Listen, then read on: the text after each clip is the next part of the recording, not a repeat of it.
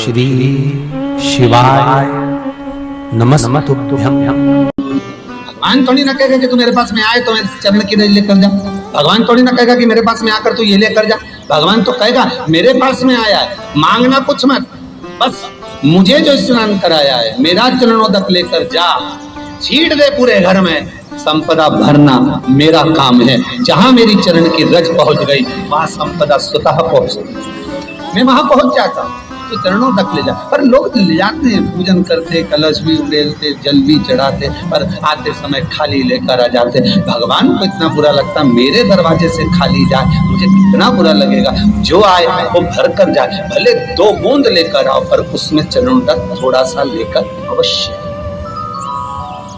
हमारी माताएं बड़ी प्रेम से कहती हैं, आप लोगों के मन में भी ये बात जरूर होगा, जितने लोग टीवी पर कथा सुन रहे हो, फेसबुक यूट्यूब पर श्रवण कर रहे हो, आपने भी सुना होगा, घर की जो माताएं होती है, कभी भी घर का रसोई घर का बर्तन जिसमें सब्जी बनाई है, 50 लोग अगर जिमने आ रहे हैं और कह दिया आज का निमंत्रण है, 50 लोगों का पार्टी है, ये है वो है, सुहागिल है या ब्राह्मण भोज है, तो वो जो खीर का पात्र होगा, जो बर्तन होगा, जो सब्जी का पात्र होगा, माँ उसको खाली जल्दी नहीं करती है। भले उसमें सब्जी थोड़ी ना थोड़ी पड़ी रहने देगी, जब तक सब जिम कर नहीं चले जाएंगे तब तक उसमें पटक कर रखेगी। क्यों? क्योंकि उसमें उसकी बरकत है।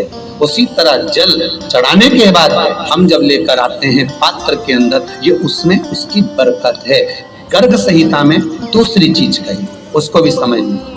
गर्ग संहिता में कहा गया, जब आप घर से जल लेकर जाते हो भरकर, तो ये सृष्टि की जितनी नदियां हैं, पृथ्वी पर जितनी नदियां विद्यमान हैं, जितने तालाब, जितने सरोवर, जितने कुंड, जितने विराजमान हैं, उन सारे तीर्थों का जल जब आप घर से लेकर निकलते हो तो वो तीर्थ का संपूर्ण जल आपके कलश में आ जाता है। और जब आप उस जल को शिव पर समर्पित कर देती हो और 2 बूंद चरणादक लेकर जब जाती हो, तो शिव महापुराण गर्ग संहिता पद्म पुराण कहती है वो जल साधारण नहीं रहता, वो गंगा जल बनकर तुम्हारे घर को पवित्र करने के लिए पहुंच जाता है।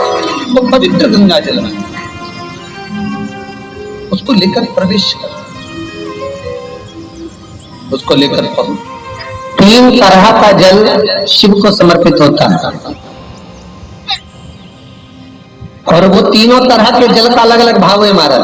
पहला जल सादा, घर से पानी लेकर गए, जल लेकर गए, शंकर को चढ़ाया, वो हमने घर का अपना एड्रेस बता दिया, भगवान शिव को जल चढ़ाकर अपने आनंद के लिए शंकर से कुछ प्राप्त कर लिया। दूसरा जल, जल के कलश में थोड़ा सा इत्र डालकर शंकर को जब समर्पित करते हैं, तो महाराज घर में अगर कोई व्यक्ति बहुत रोगीला है, बहुत रोगीला, एक शिव महापुराण में, स्कंद पुराण में, नर्मदा पुराण में, भविष्य पुराण में, अग्नि पुराण में, नारद पुराण में, बरहा पुराण में, वामन पुराण में जितनी चीजें लिखी गई है, एक एक प्रैक्टिकल कर देखो, तो शिव महापुराण, स्कंद पुराण का यह भाव याद करिए कि 1 लोटे पानी में इत्र मिलाकर, जल में इत्र मिलाकर, बहुत रोगीला व्यक्ति, बहुत बीमार व्यक्ति है, 1 लोटा पानी उसका हाथ का स्पर्श कराकर शंकर को चढ़ाना प्रारंभ कर दीजिए। महाराज केवल 5 या 7 दिन चढ़ाओ, और वो 7 दिन के बाद में उस बीमार व्यक्ति का क्रम देखिए कि उसमें कितना आराम लगा है। औषधि दवाई काम करना प्रारंभ करी कि ना करी, केवल इत्र समर्पित, इत्र का जल। तो पहला जल सादा, दूसरा जल है इत्र का, और महाराज तीसरा जल जो शिव महापुराण के अंतर्गत कहा गया है, बेल पत्र का जल।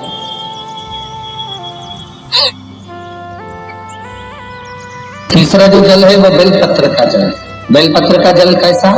तो महाराज शिव महापुराण की कथा कहती है कि जल के पात्र में एक बेलपत्र अंदर डालकर उस जल के पात्र को ले जाकर शिव को समर्पित करना, अर्थात अपनी मन की कामना भगवान शंकर से कह देना, केवल बेलपत्र के माध्यम, बोलना नहीं है हमको कुछ,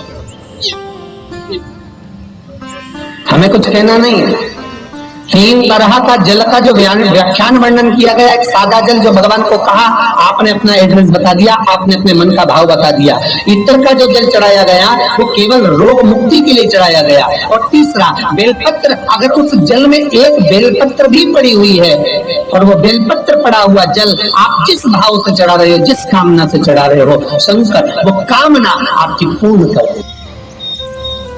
उनके लिए ये कथा कर रहे। पितरों की 3 बेटियां, तीनों से गलती हो गई। आप शिव मंदिर में जाएं, कोई गलती ना हो, जल चढ़ाएं, मना नहीं, छींटा ना लगे, धीरे धीरे चढ़ाएं। और एक बात अच्छे से ध्यान में रखिएगा, शिव मंदिर से जब भी वापिस आए जल चढ़ाकर अपना फर्ज पूरा अदा कर। फर्ज से मतलब जब शिव मंदिर से वापिस आए, जो पत्ती, बेलपत्री, फूल शिव जी पे चढ़े थे वो नीचे शिवलिंग पे से नीचे गिर गए हों। एक शिवलिंग रखा है लाना, मिट्टी वाला नहीं, इधर में कथा चल रही, थोड़ा ध्यान से सुन। तो आप लोग जो पशुपति व्रत कर रहे हो या कोई भी उपास करते हो, कई लोग कहते हैं हमने करा नहीं हुआ। क्यों नहीं हुआ? उसमें हमारी गलतियों को हमें चाहिए। ये देखिए, अब जैसे ये शिवलिंग रखा है, आपने जल चढ़ाया, अब जल आप यहां से चढ़ा रहे हो तो धीरे धीरे धीरे धीरे चढ़ाएं, जिससे छींटे बाहर ना, यहां तक छींटे रहे ना, जलाधारी तक चलेगा, बाहर ना गिरे। और एक बात का स्मरण रहे, यदि बेलपत्री, फूल, पत्ती जल चढ़ाने के बाद ये सब अगर नीचे गिर जाए, जलाधारी पर गिर गया या नीचे उतर गया, तुम्हारा पूरा जल चढ़ जाए, तुम्हारे पास में चंदन नहीं है, अबीर नहीं है, गुलाल नहीं है, कुछ भी नहीं हो, तो भी अपने हाथ की 3 उंगलियों से रेखा 3 खींचकर और फिर जो माला आदिक भगवान की रखी थी उसी से भगवान का वापिस पूरा श्रृंगार कर फिर वापिस आइए, भगवान को पूर्ण श्रृंगार।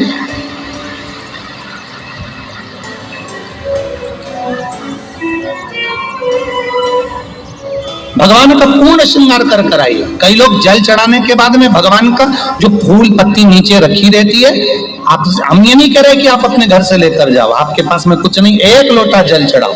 जल चढ़ाया, जो फूल पत्ती नीचे रखी हुई है उसी को उठाकर, उसको रखकर, उसी फूल से भगवान का खूब सुंदर भगवान का कर फिर आइए।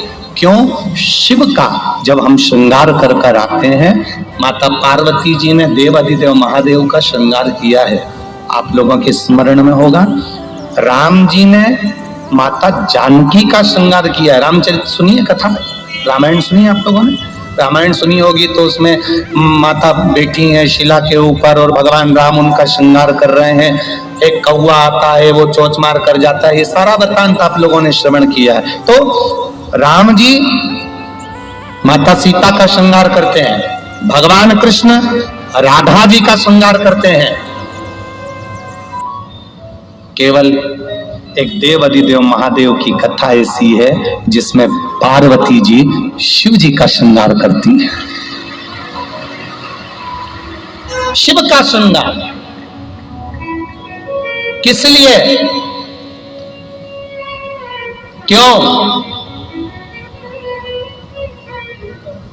कहा जल चढ़ाने के बाद वहीं पर पड़ी हुई पत्ती से, फूल से, जो चढ़े हुए फूल हैं, चढ़ी हुई पत्ती है, चढ़ा हुआ निर्माल्य है, जो भी शिव जी का है, उसी को धोकर वापिस भगवान का श्रृंगार कर आना चाहिए। किस लिए? कि हे भोलेनाथ, जब मैं इस संसार सागर से जाऊं, अखंड सुहाग लेकर पूरी श्रृंगार कर इस धाम से जाऊं। ऐसी कृपा है। जो पढ़ाओ, जो चंदन नहीं है, हाथ से चंदन का स्मरण होना चाहिए। नहीं है हमारे पास लगाने को रोली, मौली, चंदन, जो भी आपके पास में, अबीर, गुलाल नहीं, अपने मन का गुलाल लगाइए, अपने मन का। ऐसे दिल से रिझाने का प्रयास। ले जाओ बाबा, ले जाओ, दिल से चढ़ाइए।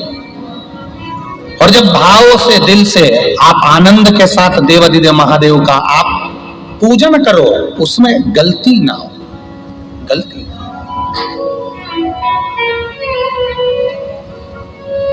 देखिए, पितरों की 3 बेटियों को श्राप लग गया। श्राप क्या लगा? तुम्हें पृथ्वी पर जाना पड़ेगा, मृत्यु लोक में जाना पड़ेगा, और तुम्हें मृत्यु लोक में जन्म लेना पड़ेगा। मृत्यु लोक में जाना पड़ेगा और तुम्हें जन्म लेना पड़ेगा। अब दुख आ गया। पितरों की बेटियां, इन्होंने पूछा हमारा भी कल्याण हो और पितृलोक में जितने पितर आए उनका भी कल्याण हो। श्री शिवाय नमस्तुभ्यं। अगर आपको हमारा ये वीडियो पसंद आया तो प्लीज़ एक लाइक बटन दबा दीजिए, हमारे चैनल को सब्सक्राइब कर दीजिए और अपनी दोस्तों के साथ शेयर कर दीजिए।